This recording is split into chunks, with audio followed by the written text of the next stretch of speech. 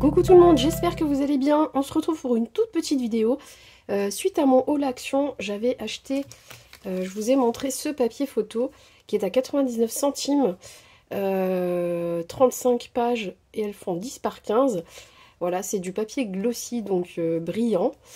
Je voulais les essayer pour la Canon Selfie.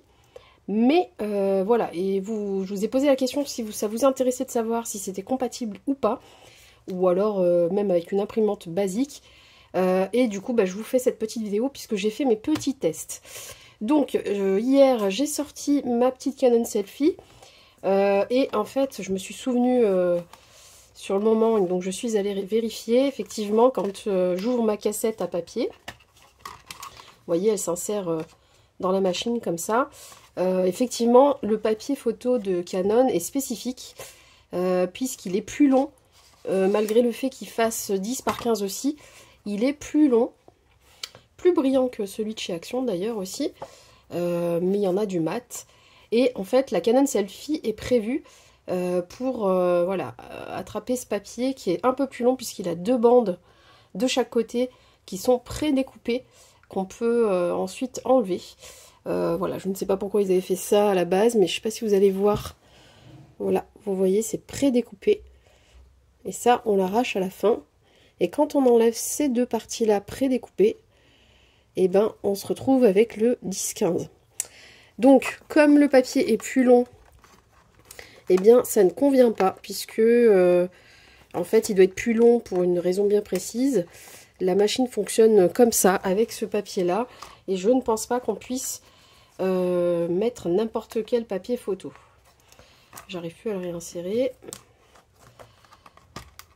Parce que du coup, celui-ci de chez Action va être beaucoup plus court, puisqu'il fait vraiment 10-15 sans les petites bandes en plus.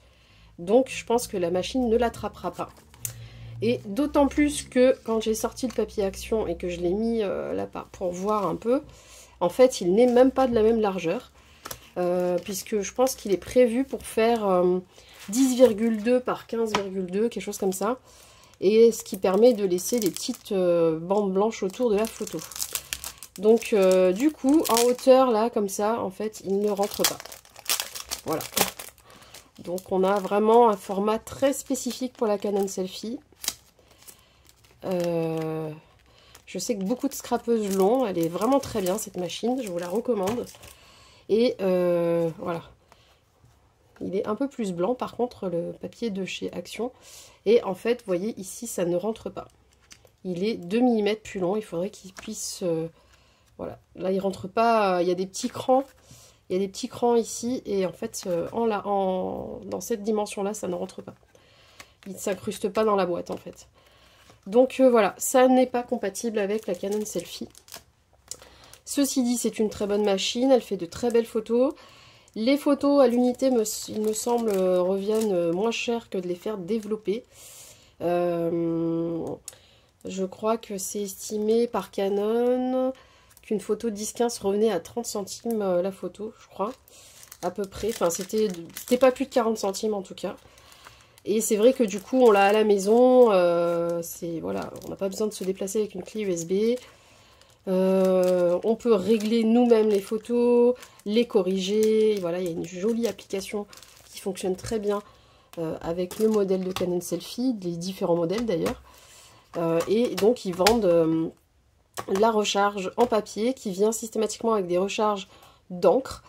Normalement, les encres voilà, vous permettent de faire ce paquet-là de papier qui vient avec, plus ou moins. Et je crois qu'ils vendent aussi des packs de papier individuels sans l'encre, il me semble bien. Parce que vous pourriez avoir envie d'imprimer en économique, par exemple, et du coup, il va vous rester de l'encre. Et je sais qu'ils vendent, moi j'avais vu des paquets de papier photo tout seul, uniquement du papier.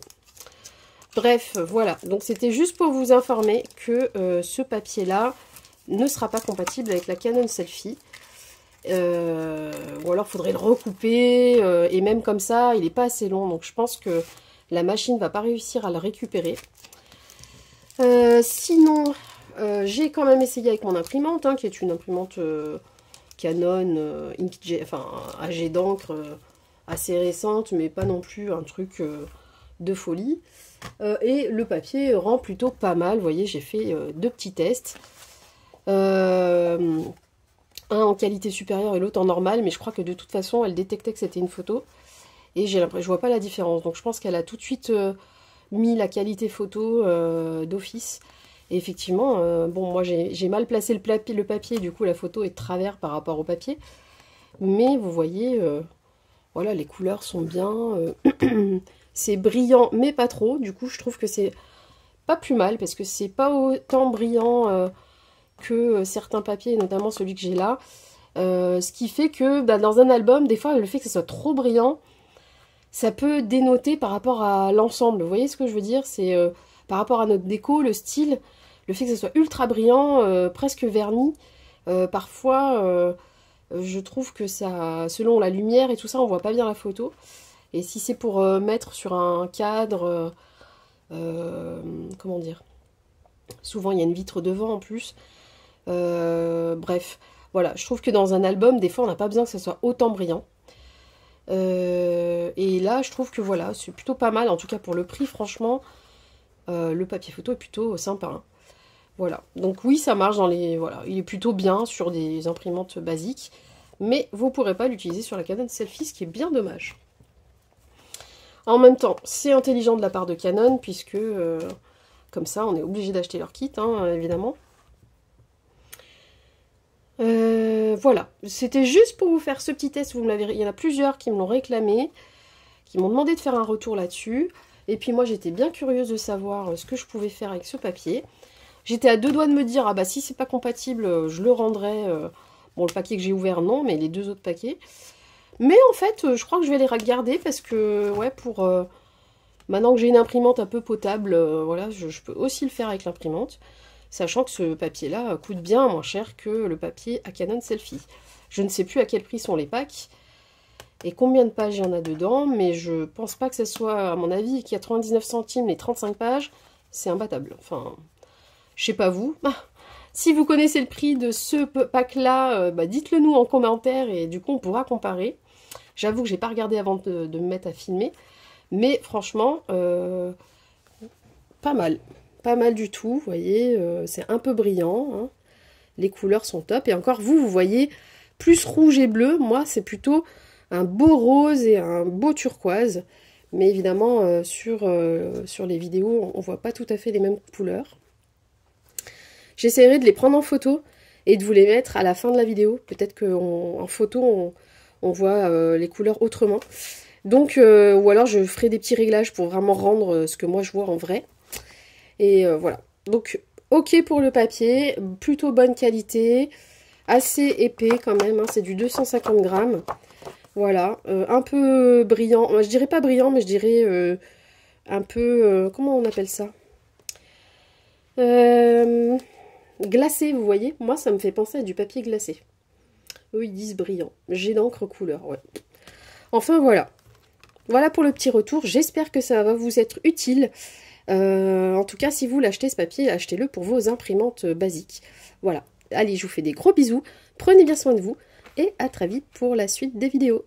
Je vous mets des petites photos. Allez, à plus!